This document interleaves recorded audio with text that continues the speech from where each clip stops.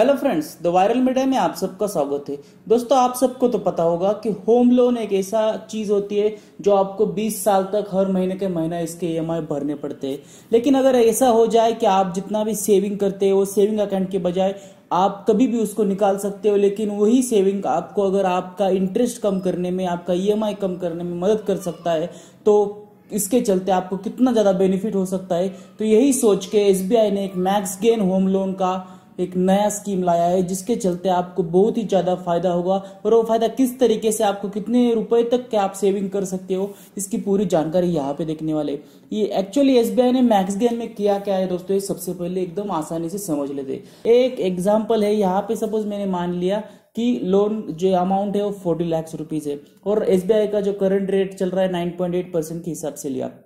20 year के लिए अगर लोन लिया तो आपको 40 लाख रुपए पे 38,000 रुपीज का ईएमआई रहेगा। 38,000 रुपीज का ईएमआई, यहाँ पे आप देख सकते हो दो डिफरेंट कैलकुलेटर। पहले कैलकुलेटर में आप देख सकते हो रेगुलर होम लोन, और दूसरा है SBI max gain home loan. Regular home loan में आपका जो 38,000 ईएमआई था, उसमें से 32,000 पहले महीने में इंटरेस्ट गया, 5,400 रुपए आपका पहले महीने का आपका प्रिंसिपल कट गया। सिमिलरली यहाँ पे भी आपका वही रेशियो रहेगा कि 32,000 रुपीज आपका इंटरेस्ट और 5,400 रुपए आपका प्रिंसिपल। लेकिन यहाँ पे एक बात है कि वहां से आगे आप अगर रेगुलर होम लोन देखोगे तो हर महीने का महीने थोड़ा थोड़ा इंटरेस्ट आपका कम होता रहेगा, थोड़ा थोड़ा प्रिंसिपल बढ़ता रहेगा, और जिसके चलते आप देख सकते हो कि आखिरी में आप जो पैसे पे कर रहे हो वो 40 लाख रुपए के ऊपर लगभग आप, और जो टोटल वहां पे अमाउंट कैलकुलेट की जाए तो आप वहां पे भर रहे हो 51 लाख रुपीज एक्स्ट्रा, यानी कि 91,37,000 रुपीज आपको 40 लाख के लोन के लिए यहाँ पे भरने पड़ रहे हैं। इसीलिए आप देख सकते हो कि 40 लाख का आपने एक्चुअल में घर लिया था, लेकिन आपने जो होम लोन पे किया टोटल वो 91 लाख रुपीज पे किया। और वही अगर बात यहाँ पे देखी जाए मैक्स गेन के थ्रू, मैक्स गेन में करना क्या है दोस्तों, आपका जितना भी यहाँ पे 38,000 आपका जो ईएमआई है वो वहां पे बाजू में रहेगा, और उसके अलावा जो भी आपकी सेविंग रहेगी महीने की 5,000 10,000, वो उसको आप अगर जैसे जैसे आप चाहे उसे उसको ओवरड्राफ्ट यानी कि यहाँ पे आप सरप्लस अमाउंट में बैलेंस में रख सकते हो, और जैसे आप वहां पे ओडी में ओवरड्राफ्ट में उसको रखते हो उतनी अमाउंट आपकी जो है अवेलेबल बैलेंस में जो है कम होती जाएगी। और यहाँ पे आप देख सकते हो जो बुक बैलेंस है आपको एंड में दिखाई देगा। तो जैसे आपने सपोज यहाँ पे मैंने एक एग्जांपल लिया है कि अगस्त महीने में, मार्च महीने में लोन स्टार्ट किया और सितंबर महीने में 2 लाख रुपए वहां पे जमा किए। जैसे ही आपने 2 लाख जमा किए तो आपको यहाँ पे दिखाई देगा कि 2 लाख रुपए से सीधा आपका लोन कम दिखाई दे रहा है। लेकिन ये सरप्लस अमाउंट जो है, जब तक आप वहां पे रोकोगे तब तक आपका जो इंटरेस्ट है यहाँ पे कम होता जाएगा। और दूसरी बात है, आपका बुक बैलेंस यानी कि आपका लोन का अमाउंट भी कम होता दिखाई देगा। अगर किसी चीज के चलते कोई बीमार पड़ गया, कुछ भी आपके साथ हादसा हो गया, कुछ बीमारी हो गई, एक्सीडेंट हो गया, और जिसके चलते आपको 1 लाख रुपए वहां से निकालने पड़े, तो आप किसी भी समय वो पैसे निकाल सकते हो, उसमें कोई प्रॉब्लम नहीं। सिर्फ एक हो जाएगा कि यहाँ पे 1 लाख रुपए निकालने के बाद 1 लाख की अमाउंट बढ़ेगी, और 1 लाख का ऊपर का जो एक्स्ट्रा टैक्स था जो पहले से कम हो रहा हुआ था वो थोड़ा बढ़ेगा।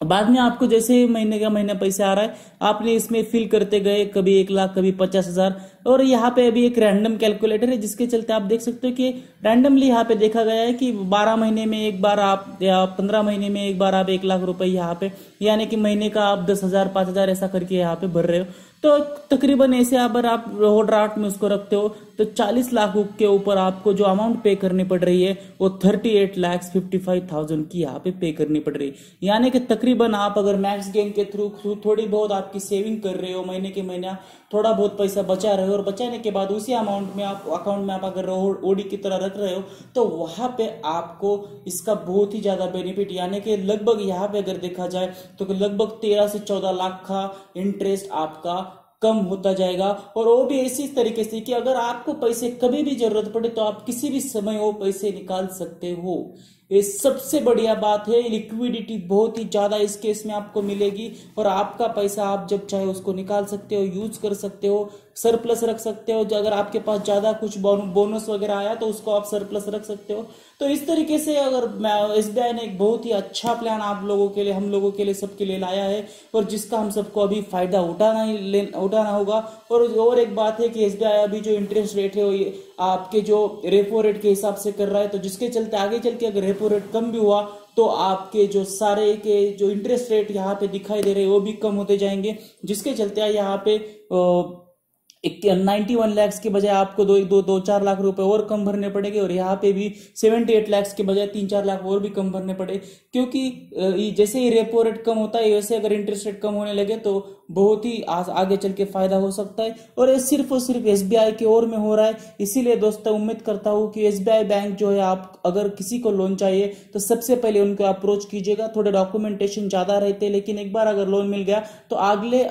सारे के सारे साल जो है आपके अच्छे से जाएंगे, क्योंकि जैसे आप प्राइवेट बैंक से या किसी हाउसिंग फाइनेंस से अगर आप लोन लेते हो तो वहां पे स्टार्टिंग में लोन बहुत आसानी से मिलता है, लेकिन आगे चल के जो दिक्कतें बढ़ती है, जो इंटरेस्ट रेट, जो हिडन चार्जेस, बहुत सारे जो चीजें आगे चल के निकल के आती है, जिसके चलते हम सबको बहुत ज्यादा परेशानी झेलनी पड़ती है। उम्मीद करता हूं दोस्तों इसके थ्रू आपको मैक्स गेन के बारे में थोड़ी बहुत आइडिया आई होगी। अगर इसके अलावा कुछ भी डाउट्स है तो आप नीचे कमेंट बॉक्स में कमेंट करके पूछ सकते हो। Thank you.